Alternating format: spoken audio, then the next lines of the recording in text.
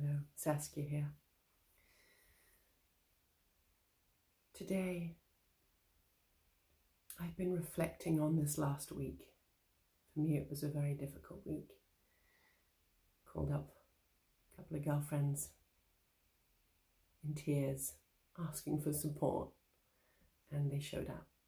They were really amazing. So I hope you're doing the same, either in your partners or your sisterhood, or wherever it is that you need it. And even through the discomfort, there have been several really wonderful insights. I can't run away from where I am here. I cannot have as many distractions. I could if I turned the TV on, if I was drinking, but there is some TV.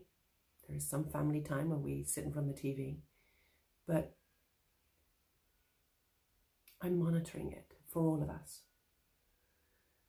because I want to allow the girls to get bored and say to me, I'm bored, can I have tablet time or can I have TV? And it's like, nope. If we do it, it's in the afternoon. Certainly not in the morning. And it's while I'm preparing dinner. Or maybe 20 minutes, half hour before that. And they keep coming up with a new game. They keep coming up with a new way to entertain themselves. And it's so wonderful to see. And one of the lessons that we have been focusing on, that I have been coming around to again and again with the girls, is that our actions have consequences. Even in the very small actions of one of my girls threw a tea towel down and it knocked the cup off the table and the milk went all over the floor. It's like, yeah, get a paper towel, clean it up. Your actions have consequences. Slow down. Or, hitting each other and fighting, and how do we communicate? How skillful can we be in our communications? And guiding them to use their words more skillfully. Giving them the words to say, no, when you are done with that, please may I have it because I would like to use it too. Rather than snatching it or having then a fight and a tug of war and what have you. Obviously it doesn't work all the time, but we are consistently, I am trying to be consistent in weaving those core lessons in. And the same in doing so for me. I'm teaching a class a day virtually, be it with a private client or online, pretty much one a day. Saturday is the only day that I'm not teaching at this time. And they still come in and they still ask me questions and they're getting used to it. But of course life happens and there are moments where they need me and moments where they feel they can't resolve it and they come in and they say, so-and-so's not being nice or what have you. And in my teaching,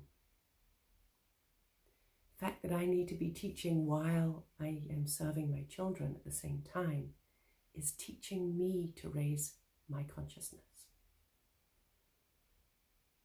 Because I'm sure as with other parents too, I snap under pressure and I raise my voice, I sometimes yell, I lose my patience.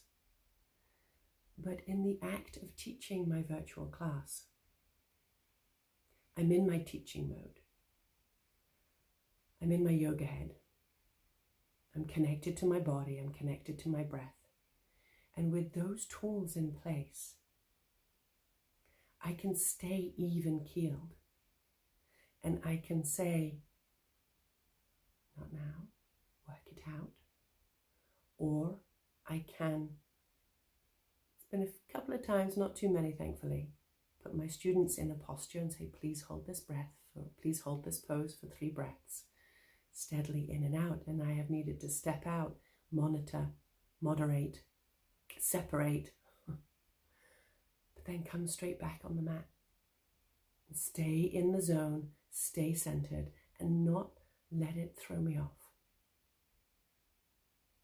So I do see that as a blessing. And we're all, many of us are juggling work while teaching, while parenting. And I share this because it's giving us an opportunity to parent in a different way, to expand our ability to stay even-keeled, to stay in the business head, whatever that looks like for each of us, and yet to show our children and show ourselves that we can parent in a different way.